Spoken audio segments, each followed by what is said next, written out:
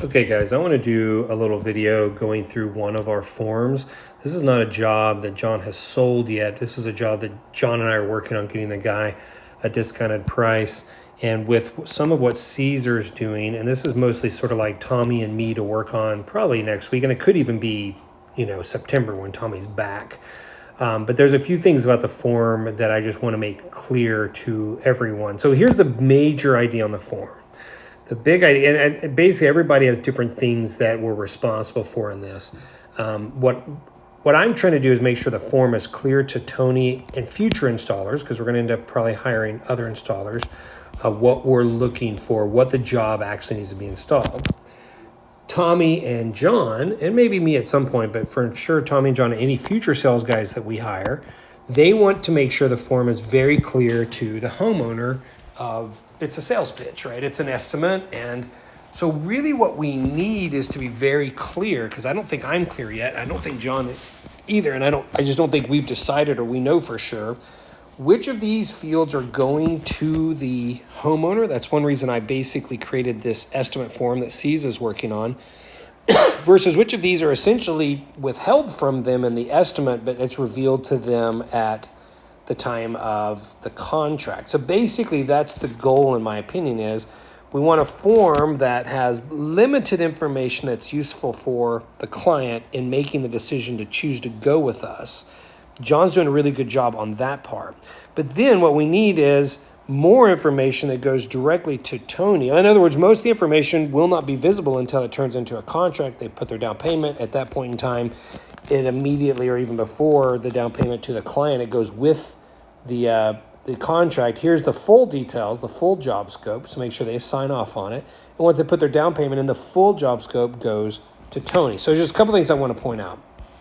First of all, is there any way on this field right here we can get the, I'm going to put it to the top, the street address. We can get the city name and the zip code to automatically populate.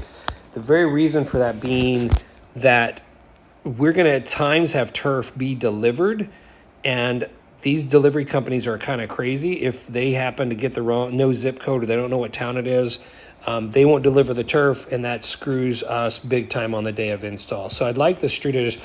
John's done a really nice job. He added it here, but if Tony just gets this, he's going to look at that and maybe, or when I was looking to try to place the order, I didn't know what town it was, and that would be nice to have that automatically generated. John is using the job scope as essentially a sales pitch to the homeowner to be included in the estimate. I love it. Like, I love the way he's written this up. He's playing off of some of the stuff that Mr. Sabrini has told him. I want at least one of these sorts of fields where the sales guy can say, hey, here's some additional information for the homeowner, making sure that they heard on top of the video everything that they said. This is essentially not very helpful or even useful to Tony at all.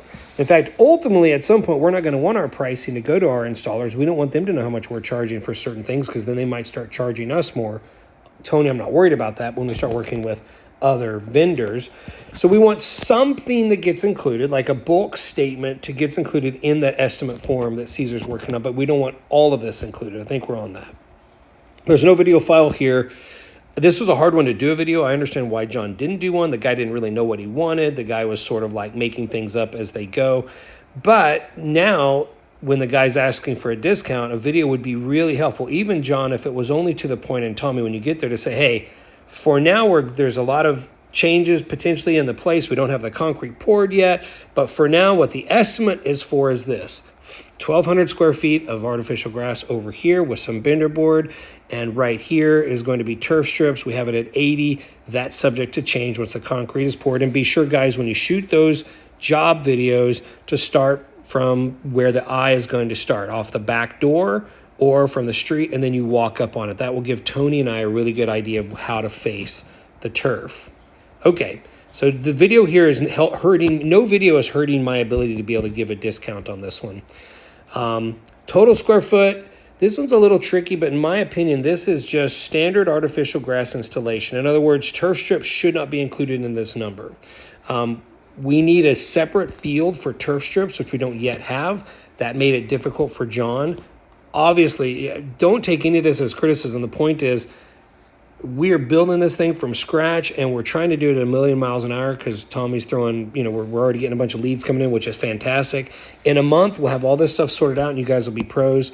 But I just want to do my part to try to get us there as fast as possible. And like I said, this all may be put on hold until Tommy comes back, maybe some evening I drive down, and you and I just open up our computers, sit down, and work it all out together.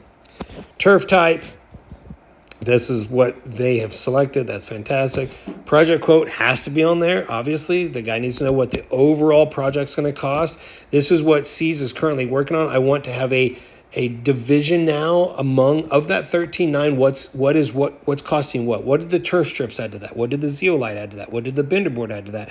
What did the cutouts of the turf add to that? Ultimately, later on, it's like, what did the construction of tearing out the concrete add to that? At some point, we may even be doing solar and other kinds of things. We need that all breaking out so we have one project quote and then we can break down the other things. Front yard, fantastic. John's doing a good job here. The max width, the max length is super important for Tony and I, so good job on that. The Mosers are good. The pictures are good. In my opinion, notes for Area 1 is a notes for the installer. This is just like letting Tony know of anything in those pictures that might jump out to him. For example, if I'm Tony, the first thing I'm wondering is, I don't think that picture is going to pull up because I have on airplane mode, but you can see there's stepping stones in that picture. If I'm Tony, my first question is, what am I doing with those stepping stones? Am I cutting around them? Am I pulling them out? Am I removing them? And that'd be a good thing to have working in here to say cutouts, 27 cutouts of the current existing stones. So Tony's going to be wondering on notes 1, stuff that comes up from the photograph. The other thing in this photograph, there's one of these photographs that has some little rock pieces on the side, like little walls. Are those staying? Are those going? Do we want those to go back in? Anything that the installer is going to want to know, that's what we want in the notes. Square foot 2, good job here. Here we have the notes, and this is where, honestly, it would help John if we, and this is sort of my fault for not foreseeing this, we need standard square foot areas, and then we need linear square foot areas. So it's almost like we need another category for linear square feet for turf strips or turf strips area. And that's where, in this area, what we need is the measurements only of the square feet, and then a separate area of what he has here of the concrete slabs being put in. And that was all fantastic. John's got good notes on here, but we don't have a good way for communicating that. Obviously, edging is exclusive where we're going to put either bender board, later on maybe do some metal edging, but primarily it's going to be our recycled bender board. This is the one that C's could get to auto-populate to have our price there, so that anytime we put 50 square feet, it's 50 linear feet, it's going to show up and give us our price.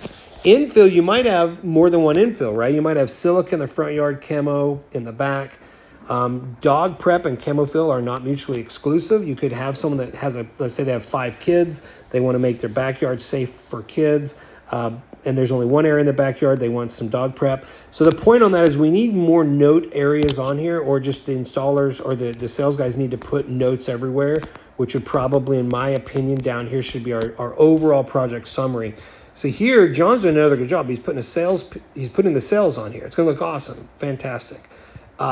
I think this should just be for the installer. And this is where we almost have to give a big summary. If the installer has any questions, the installer sees that picture of those rocks, he should go to the summary. The summary says, rocks in area 1 will be kept and cut around. Rocks in area 2 will be removed and placed on property, or something like that. Summary should say, here's how much turf it is. Here's the linear strips. Here's how much bender board. It's just a summary so that the installer can look at that first and see every single thing to make sure he brings everything. So I like having one field that's for the client, one field that's primarily for the installer, and then we just use all the notes. I love the fact that John's including window burn pictures. That means he's talking about it.